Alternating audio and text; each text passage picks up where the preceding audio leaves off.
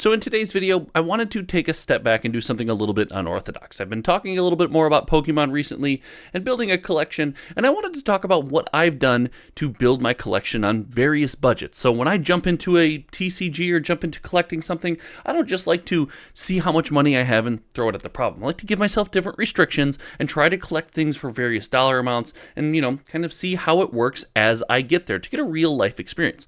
So today I'm going to tell you how I collected everything you see before me, what budget it was on, and how this can work for you. So starting a collection for a TCG on any budget is something that is more than feasible. And just like my Magic collecting videos, this one's got some weird and wild stuff in it. All right, let's jump in.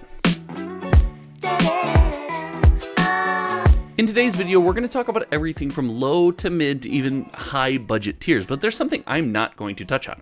I'm not going to touch on the ultra high budget tier. Listen, if you're out there buying, $120 to $400 cards and trying to grade them for $25,000, whatever it is, this probably isn't the video for you. But if you're a normal person looking to get into a TCG, this is what I did to kickstart my collecting into Pokemon. And everything starts with a base. If you caught my Magic the Gathering video, you know that I truly believe that to collect things, you don't have to buy things that are expensive. To become a collector, it doesn't have to start with buying something coveted and expensive, and it's all about the chase. I bought things that brought me back to my childhood and my nostalgia. And to do that, I targeted the XY Evolution set, and more specifically, the reverse holo treatment. Now, the reason I targeted this is because there's something about the old art on these cards, the old feel, combined with that reverse holo chrome nature that you get on these treatments, on these cards, and that just brought me back. And I wanted to see, when I spent my hard-earned money on these cards,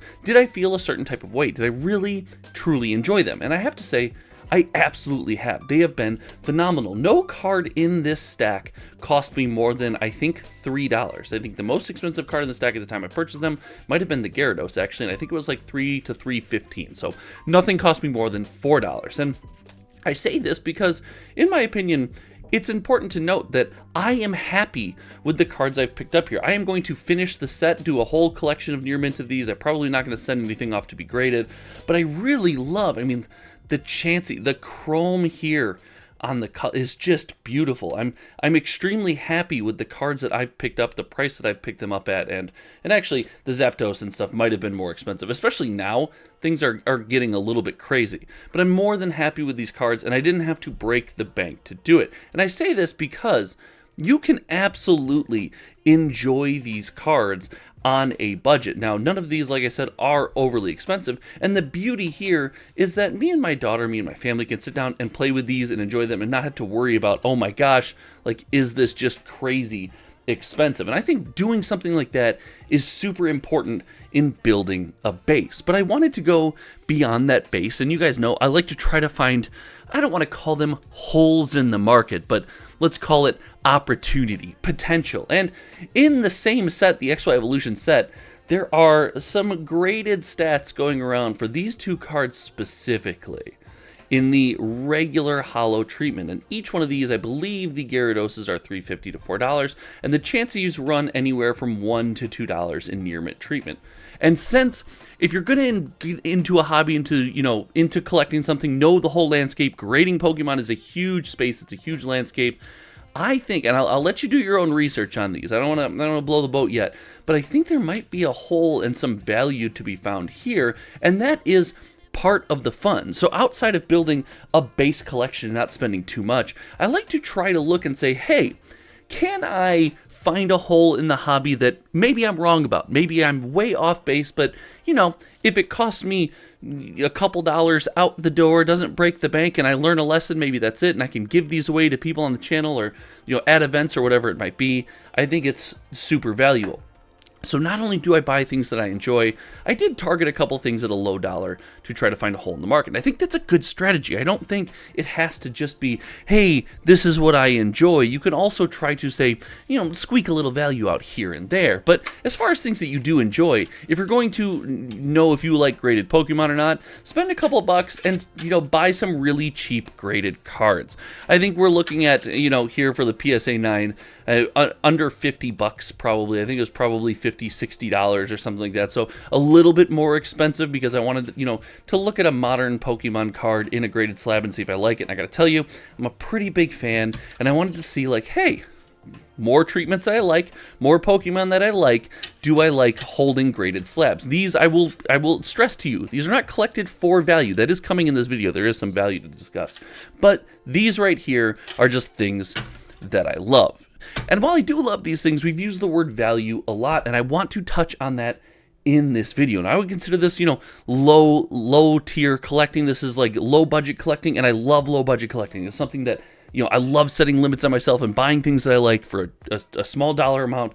But there is also another sector of the hobby that is, let's call it higher budget collecting. And I wanted to kind of explore the space with some iconic Pokemon. And I looked at some Pikachus and Charizards. And this is what I have in hand right now, because I actually have a large lot of these out at PSA for grading at the moment. These came in later. These didn't go out with a lot. And then these have actually been sold at this point. I think we're negotiating a sale at the time of the recording of this video to discuss, hey, if someone might be buying these. But these were cards that were, in the $15 to $20 range. They represented iconic Pokemon, and they graded as cards that, have a lot of graded value I like to have in my collection. And so to bump up the tiers, to move from the low budget collecting, I did target cards and look and do a lot of research using PriceCharting.com, TCG Player, and talking to people in the space where I think it's important, hey, you can pick out some middle of the road things that maybe have potential. And while these cards didn't break the budget on their own, if they grade well, they do end up being, let's call it, extremely expensive. And so we've looked at, combining some value finds there with some older, not super old, but not yesterday's Pokemon cards. And I'm really excited to own these. I love looking at them. If they go out the door, I will then have to turn around and try to either refill that collection or find something to fill the void, because I gotta be honest with you, I've become rather fond of these cards. But it's not just, hey, holes in the market, buy these modern cards for value or for grading. I also wanted to see what modern Pokemon looks like and how it feels. So I did spend, this is where, things do get a little bit crazier. Now, when I bought these, they were much cheaper than they are right now, but Charmander, Squirtle, and Bulbasaur. Seeing some modern Pokemon cards with the silver frame, discussing how I would feel about them, and I gotta tell you, I kind of love it.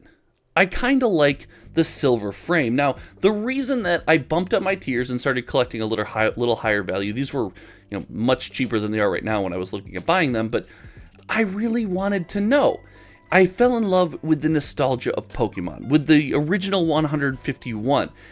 But will I still enjoy them since the look of the card has changed so much? I mean, just to go back to something that's not even that, I guess it's a little bit older now, but the look and feel of these two cards are vastly different, and I didn't want to get involved and jump 2 feet headfirst into the hobby if it wasn't going to be something I truly enjoyed. And when it comes to this middle tier of budget, this middle tier of collecting, I would encourage everybody and caution you, make sure you like things for more than just their value. Make sure that if you're buying these cards, you are pleased and happy to own them, even though they get a bit more expensive. Now, these cards specifically, I did send a lot of these out to be graded. These came in late, so they haven't gone out yet again. If they're not sold, they are going to be graded because I wanted to have the experience of grading older Pokemon cards, have the experience of grading modern Pokemon cards, maybe have a little bit of value left in the tank, maybe not so much as some of the other ones, but I'm really excited to own these. And now I want to jump kind of out of my skin just a little bit, because we've talked everything so far about, like, collecting is more than just the value. Collecting is about the things that you like, the things that you like to see, and the things you like to hold. But everything's been a sealed card up until this point. I will say that for the last couple years, I have been stacking sealed Pokemon boxes. Now, Surging Sparks came out, and this was hard to get. This was the better part of being in the industry for 20 years, finding one on a store shelf and buying it at exactly the sticker price that you see it on release. But the good thing is, you could find most of the sealed product that I've collected, at least through my adventures at the time, just on the shelf for not a lot of value. And nothing is crazy, nothing is wildly valuable, except, well, Fusion Strike did go through a phase where it was popping off, but for the longest time, this was a very cheap booster box. And I say all that to say, I collect sealed product. It's something I do. If you've watched my Magic videos, watched the channel for a while, if you haven't, hit the subscribe button down below because it helps a small channel like mine more than you can possibly imagine. I get excited when I'm holding my collection. Give me a break. But I wanted to see, do I feel the same way? And Pokemon is wonderful because most of the time, save recent times, you can pick up Pokemon product for relatively cheap and build yourself a nice little smack of the camera collection. Wow, build yourself a nice little collection that you can be proud of. So you don't just have to stick to sealed products you love. If you're someone who loves sealed product, you don't have to chase the most recent thing. You don't have to get prismatic evolutions, and you don't have to have 151 piles of stacks and blooming waters. You can find a lot of joy in, just the things that are available for regular people at a regular price, and you can enjoy collecting those boxes. But for those of you that are value hunters, here, I'll put this back on screen because I feel like we talk about value, you got to put something crazy on the screen. I want to say that I did want to chase some value in this product. I wanted to try to achieve a value boost, an expensive collection as well. So once I had, these I'd collected over the years. I just bought them at every set release. So these were not bought recently. These were just bought over time, and they've done well in price over that long haul.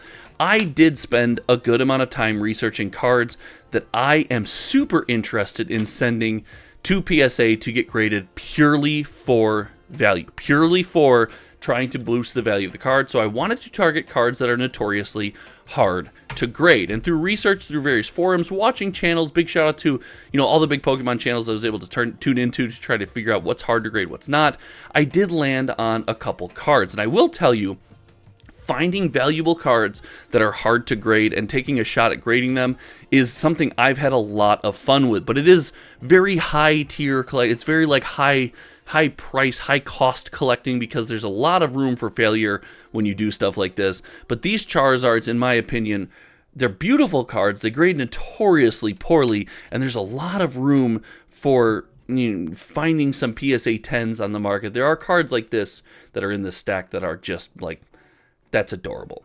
That's adorable. That's just adorable. I can't help it. I'm grading this card. But beyond that, this is something that, fits every single mold that I want. It's a card that has a lot of value. It's an expensive card. It has a lot of grading potential, and it's coveted. Something that if I'm stuck with, I will just be proud to own and be happy with, at least for the time being. It's something that as my family and my daughter grows up, she'll be like, oh, I know Charizard. Daddy has a Charizard. That will just be iconic.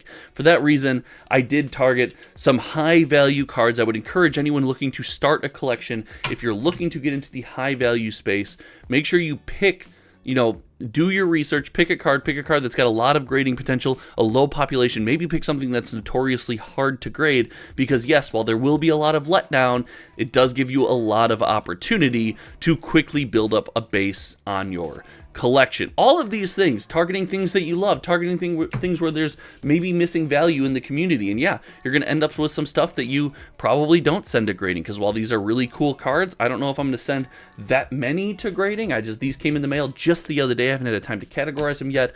But all in all, I think there's a ton of potential in the hobby for several different budgets. You don't have to be someone who's buying an Umbreon for $3,000 to $4,000 to be a Pokemon collector. There's a lot of enjoyment you can get out of $1, $5, $10, $18, $20, and even $50 just to get yourself started and have some fun. I really think this is an important aspect, especially in Pokemon, because yeah, it's a hobby that's deeper than just how much money can I make off my graded cards and how much value can I build in my basement. Guys, let me know what you think in the comments section below. I hope you enjoyed kind of this little showing off of the collection and where I'm at right now and the philosophy I use to get started. Again, hit the like button, the subscribe button. If you want to go beyond that, the channel membership button. You get discounts on box openings and a little bit early content every time we drop it here. Thank you so much for hanging out. Until next time, you all know me. My name is Josh, and we'll see you around. All right, one more look at, gosh,